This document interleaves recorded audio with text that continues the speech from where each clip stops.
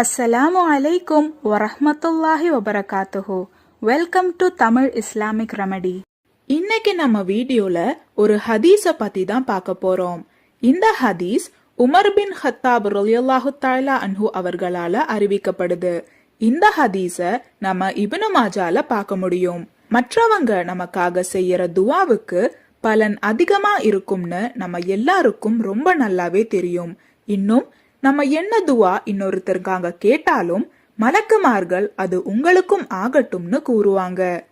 அதனாலதான் நம்ம எப்போதுமே துவா கேட்கும் போது நமக்காக மட்டும் துவா கேட்காம நம்ம குடும்பத்தினர்களுக்காகவும் மற்ற உம்மத்தினர்களுக்காகவும் துவா கேட்க நபி ஸல்லல்லாஹு அலைஹி வஸல்லம் அவர்கள் நமக்கு கற்று தந்திருக்காங்க. அதே மாதிரி நீங்கள் நோயாளியிடம் சென்றால் அவரிடம் உங்களுக்காக துவா செய்ய கூறுங்கள், ஏனெனில் அவரின் துவா மலக்குமார்களின் துவாவை போலாகும் என நபி ஸல்லல்லாஹு அலைஹி வஸல்லம் அவர்கள் கூறியதாக உமர் பின் ஹத்தாப் ரலியல்லாஹு தஆலா அன்ஹு அவர்கள் கூறினார்கள். மலக்குமார்களின் துவாவை போல் அப்படின்னா அது நிச்சயமா அல்லாஹு தஆலாவால ஏற்றுக்கொள்ளப்படும் துவான்னு அர்த்தம். மலக்குமார்களின் துவாவை அல்லாஹு தஆலா ஏற்றுக்கொள்ளாம இருக்கவே மாட்டான். அதே மாதிரிதான் ஒரு நோயாளியோட துவாவும். அதனால அடுத்த முறை நீங்க ஒரு நோயாளிய சந்திக்க போகும்போது இன்ஷா அல்லாஹ் எனக்காகவும் துவா செய்யுங்கன்னு அவங்க கிட்ட சொல்லுங்க. அவங்க உங்களுக்காக கேக்குற எல்லா துவாவையும் அல்லாஹு தஆலா நிச்சயமா கபூல் செய்வான்.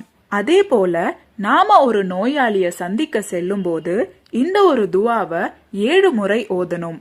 இப்படி ஒரு நோயாளிக்காக நம்ம இந்த துவாவை 7 முறை ஓதுனோனா அந்த நோயாளியோட நோய் குணமாகும்னு நபி ஸல்லல்லாஹு அலைஹி வஸல்லம் அவர்கள் நமக்கு கற்று தந்திருக்காங்க. அந்த துவா அஸ்அலுல்லாஹல் அலீம ரப்பல் அர்ஷில் அலீமி ஐ யஷ்ஃபியக. அஸ்அலுல்லாஹல் அலீம ரப்பல் அர்ஷில் அலீமி ஐ யஷ்ஃபியக. இன்ஷா அல்லாஹ் அல்லாஹு தஆலா நாம் அனைவரின் அனைத்து ஹலாலான தேவைகளையும் நிறைவேற்றி தருவானாக. ஆமீன்.